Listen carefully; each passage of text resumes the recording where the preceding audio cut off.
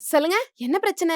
அது வந்து டாக்டர் 1995ல அரசு ஆஸ்பத்திரியில நான் பொறந்தேன் டாக்டர். நான் பொறந்தப்ப எங்க அம்மா பெட்லேருந்து இன்னொரு அம்மா பெட்டுக்கு என்ன மாத்தி வச்சுட்டாங்க டாக்டர். அப்ப என் ஒரிஜினல் அம்மா சண்டை போட்டு என்ன வாங்கிட்டு வந்துட்டாங்க டாக்டர். அப்ப இருந்து எங்க வீட்ல எப்பயுமே இவன் உண்மையிலேயே நமக்கு பொறந்த புள்ளதானா அப்படின்ற ஒரு பிரச்சனை போயிட்டு இருக்கு டாக்டர். இந்த பிரச்சனை போயிட்டு இருக்கறனாலேயே எங்க வீட்டுக்கு நான் அடிக்கடி போறதில்ல டாக்டர். இதெல்லாம் போக எனக்கு நிறைய கடன் பிரச்சனை வேற இருக்கு டாக்டர். ஐயப்பா எப்பா எப்பா, உங்களோட பர்சனல் பிரச்சனையை யாரும் கேட்கல. உங்க உடம்புல என்ன பிரச்சனைன்னு கேட்டேன். என் உடம்புல எந்த பிரச்சனையும் இல்ல டாக்டர்.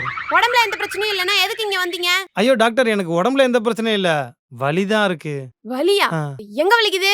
உட்கார்ந்து இருந்தா இடுப்பு வலிக்குது, சரின்னு எந்திரிச்சு நடந்தா கால் வலிக்குது, குனிஞ்சா தலை வலிக்குது, நிமிந்தா முதுகு வலிக்குது, மூச்சு விட்டா மூக்கு வலிக்குது, முட்டி போட்டா முழங்கால் வலிக்குது. இதெல்லாம் போக என் ஃபேமிலியை பத்தி நினைச்சு பார்த்தனா என் மனசு ரொம்ப வலிக்குது டாக்டர். இவ்ளோ வலி வச்சிருக்கீங்க, அப்படி என்ன வேலை பாக்குறீங்க?